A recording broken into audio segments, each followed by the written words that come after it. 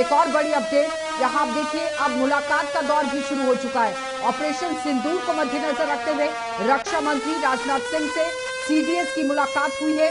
Operation सिंदूर की यहाँ जानकारी अनिल चौहान ले रहे हैं और पूरी तरह से आप देखिए रक्षा मंत्री को ब्रीफ किया जा रहा है कि कैसे ये पूरे एयर स्ट्राइक को यहाँ पर अंजाम दिया गया।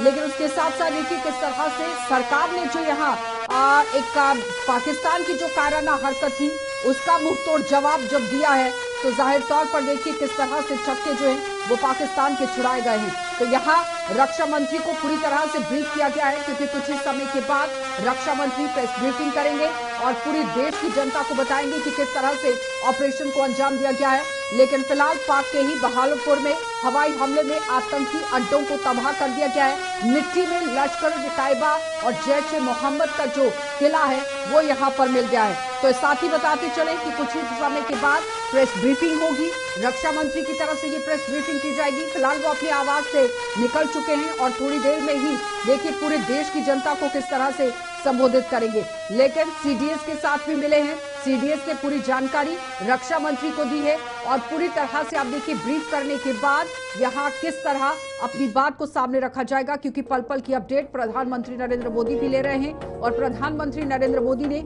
ऑपरेशन को लेकर पूरी तरह से देखिए जानकारी जो है वो जुटाई है। लेकिन इसके साथ साथ ऑपरेशन सिंदूर, भारत ने जो पहलगाम हमला जहां हुआ था उसका बदला फिलहाल ले लिया है। पाकिस्तान पर 24 मिसाइलें दागी और 100 से भी ज्यादा आतंकियों को ढेर कर दिया गया है।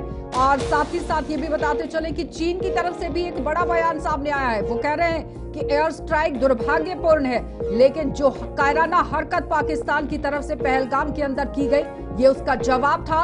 और साफ शब्दों में प्रधानमंत्री की तरफ से ये कहा गया था कि इस बार का जो संकल्प है कि आतंकवाद की जड़ को खत्म किया जाएगा, आतंकवाद के जो आका हैं उन्हें खत्म किया जाएगा। तो अजहर मसूद पर भी आप देखिए किस तरह से यहाँ पर बड़ी कार्रवाई को अंजाम दिया गया। हाफिज सईद के भी किले को ढाने की कोशिश की गई और अब यहाँ मुनीर खान का क्या होगा ये सोचना और विचार करना जरूरी है। लेकिन फिलहाल लगातार बड़ी अपडेट आपके साथ।